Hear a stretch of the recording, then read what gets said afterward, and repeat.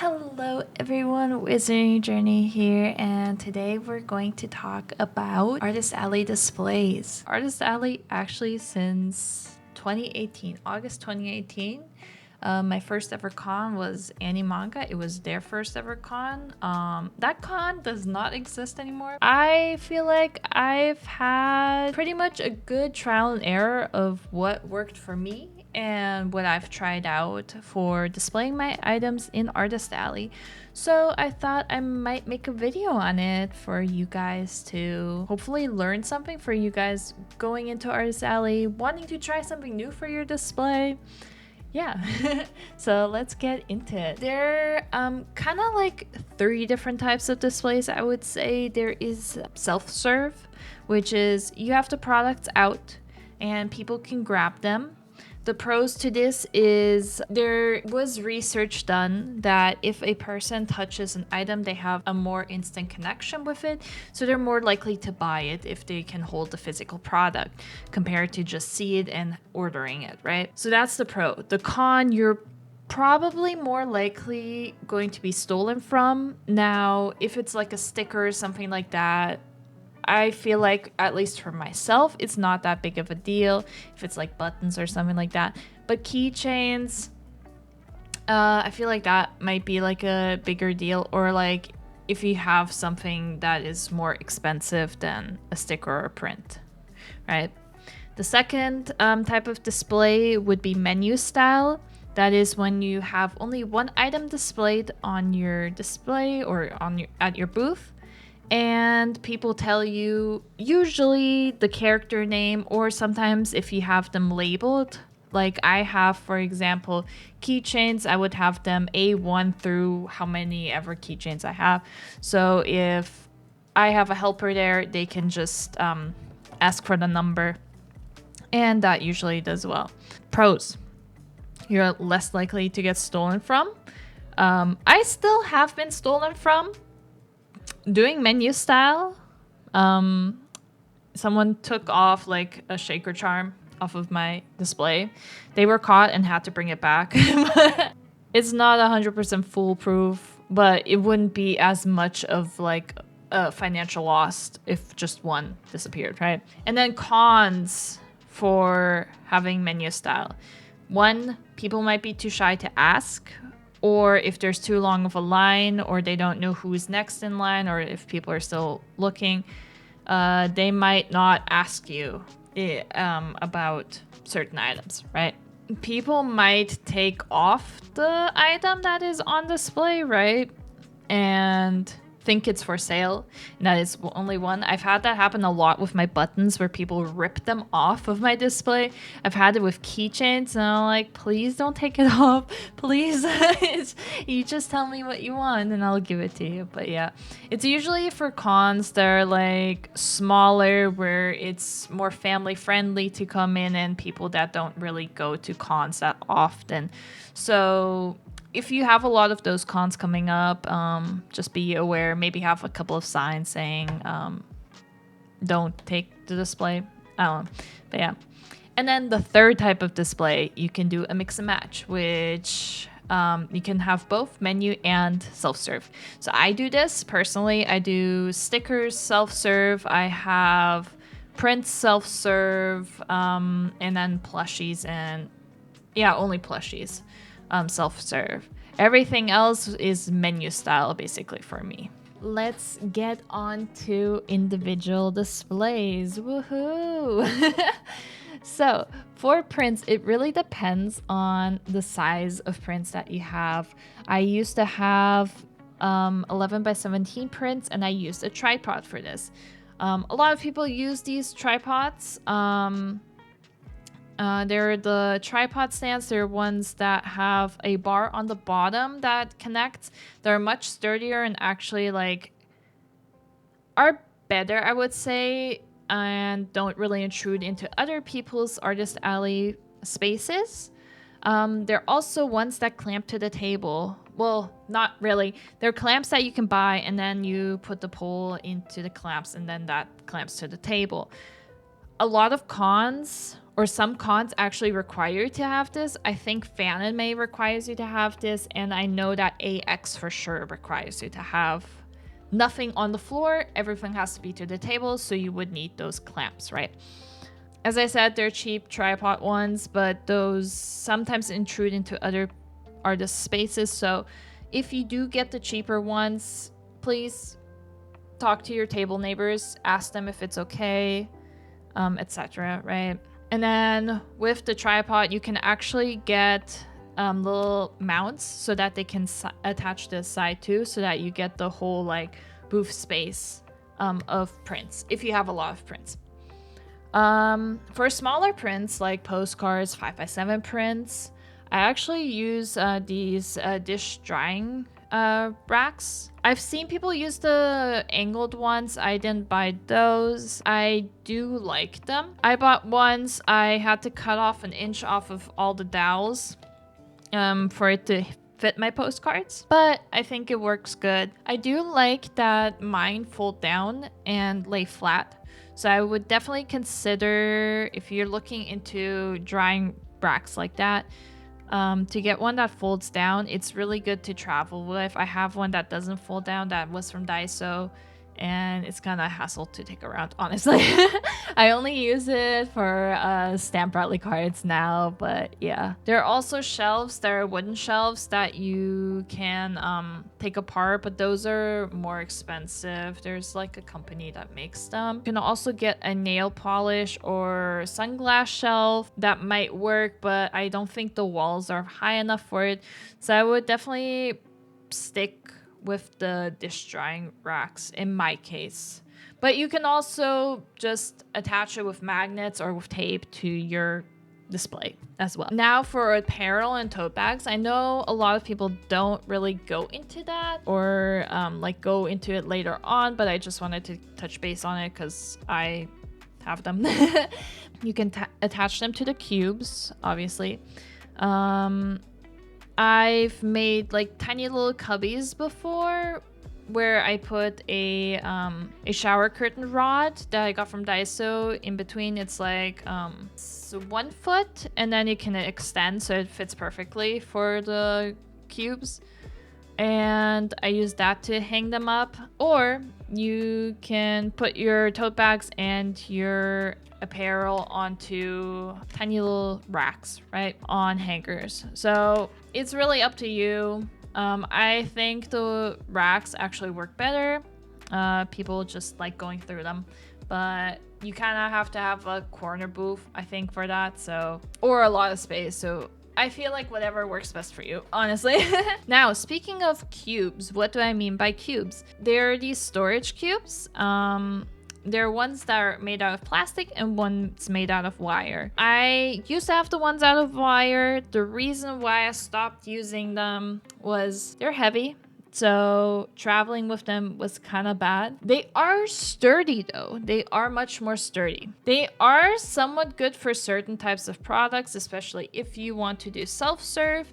You can add like little hooks to it and then add like keychains and stuff like that. It's easier to clamp things. But yeah, I would definitely say the downfall to it is not the greatest to travel with because of its weight alone. And then if you are using it for keychains and just putting one on as a menu style, you will have to put something behind it so that you can't see behind your booth. It kind of gets hard to see your products otherwise. Now, what I use now is panels, so plastic panels. They're very easy to use, so same concept as the wire ones, they just lock into each other with connectors. They're very lightweight, so they're really good for travel. They're really good for customization, which I will do a separate video on talking about, but I used contact paper on mine and made them wooden.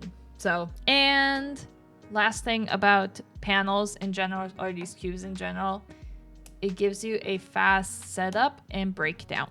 I leave everything on my plastic panels. I have them hooked onto it, and so I don't take them off, only if I sell the display. So it's easy takedown and setup. Now, speaking of keychains and not taking them down, for the wire cubes, it is easy to take off and on the keychains. So people might steal it, people might not. Really depends. But I would definitely recommend, as I said earlier, putting something behind them if you have a menu style so that you can see behind your booth. Now for the plastic cubes, you would need a way to secure them. I use, a lot of people use command hooks. I actually use cable hooks. The cable hooks, I feel like, have a more sturdier grip so that if you try and lift it out, that it won't come off. Command hooks, they have kind of like an opening where you can lift off the keychain easily. So I would definitely recommend the wire hooks with the adhesive on the back. You need to be careful with storing them because they can pop off easy, but you can fix that with like something like E6000, which I use, and it still comes off nicely if you need to remove those hooks. You can use twist ties. I have seen people do this before, but you do need to ruin those panels by poking holes through them so that you can twist them on. So it is just a preference on whether or not you want to kind of destroy some of your panels or not. Now, the third way to hang keychains is with a rigid board. It's a separate piece. It's a rigid, so it is literally called a rigid board. You can put a custom print on it. You can add loops to it like Velcro or zip ties so that you can attach it to your display. I've had them before. They did get kind of damaged over time. It was just another bulky item that I had to carry around, so that's why I kind of went with the plastic one. Just to keep in mind, for stickers, how to display them. You can have them on your panels directly, stuck onto them. I used to do this. I feel like I didn't have as many sales, honestly, when I did this. You can also make tiny little slots where you can put them in. I've seen a couple of artists do this. It is similar to self-serve, just directly onto the cubes. I just don't do that because I have so many. Now, you can do nail polish racks or sunglass racks. I recommend these, especially if you get little 3D printed dividers so that they don't slide around. I've started making them, but yeah, those are really nice to keep them nice and organized. Yeah, I definitely recommend the nail polish racks that like don't have the screws that you can just slot in, slot out. It's much more compact and saves a lot of time. For stickers, you can also use tiny bins that have dividers in them and then just lay them flat. I am not a fan of this. I feel like it takes more space and doesn't give you a lot of room for the stickers, but honestly, personal preference and how you would want to display them. And then lastly, for stickers, I have seen people use shoe or sock door organizers to slot in stickers. This is also self-serve. I feel like it works a lot or very well at like corner booths or, for example, outdoor events where you have a canopy and you can hang it on. But yeah, I don't necessarily do this one because my sticker rack is fine enough for me. Now, standees. I have keychain standees, so I display them both as keychains and standees. I have this tiny little rack. It's wooden and acrylic. I just liked it how it looked. It is definitely not like nice to put together and tear apart, honestly. It has so many screws. It has 2 screws for each slot per each side. So it takes a long time. So definitely, if you are going with a display for those, I would definitely recommend getting something that's taken apart easily, stores easy. For plushies, I started selling plushies. I have a little tiny box just because my booth is like fish stand themed / ramen stand themed. I thought it would be cute of them being in the little box. Kind of like adopt me kind of thing, right? So I put them in there. Some people put them in like wire racks. Other people display them really funny. Like I've seen bread themed plushies and then being in like a little like bread showcase kind of thing or in like a little cage locked up. So there are like really cute, creative ways that you can display your plushies for sale. For lanyards, for wire cubes, it's really easy. Just hook them on. Again, I don't use wire cubes, but again, put something behind it so that you can't see behind your booth. For the panels, I use the command hooks again, or the cable ties hooks. Very good. Or you can put like one of my displays came with it. It's like a little like hook thing. You put it on one of the panels and then it has like 5 or 8 hooks. It's really good for like self-serve if you want to self-serve lanyards. I've also seen people wrap the lanyards around the panels and just tape it in the back. I just like my customers seeing the attachment that they're getting with the lanyard, so that's why I have it the way I have it displayed. Now for buttons and pins. So, similar to keychains, I either, it's kind of similar to keychains. So I used to remove the pin or the clasp that came with the buttons when you press them, and then added pins in the back, and then used butterfly clips to secure it to the panels. Now this does poke holes through your panels, but it's very secure. They don't move anywhere. I've had people rip them off, even though it's really hard to rip them off. So it is not foolproof, but nowadays I actually still remove the little pin back that it comes with, and I add a magnet to the button and then a magnet behind the display or the panel. So it basically sticks. People can still take it off, but since the magnet are still connected, it's easy to take on and off basically, so it's not that much of a hassle. They do shift around a lot. I wish they didn't, but they do. And then sometimes the magnets fall off and then stick to somewhere on your display. So those are things to note of. You can use rigid boards or cork boards, just pin them through there. Easy. And as I said, magnets. Now with enamel pins, you can kind of do the same thing. You can use the butterfly clips to make sure that your enamel pins don't go anywhere. I've only had acrylic pins, but I would assume it works the same for enamel pins too. Again, rigid board would be the same thing. And for enamel pins with magnets, there are actually attachments that have magnets on them. So instead of like where the butterfly clip is, you would add that little attachment. It does stick out quite a bit from the display, but yeah. Bling photo cards, I have them all on my display, just all next to each other.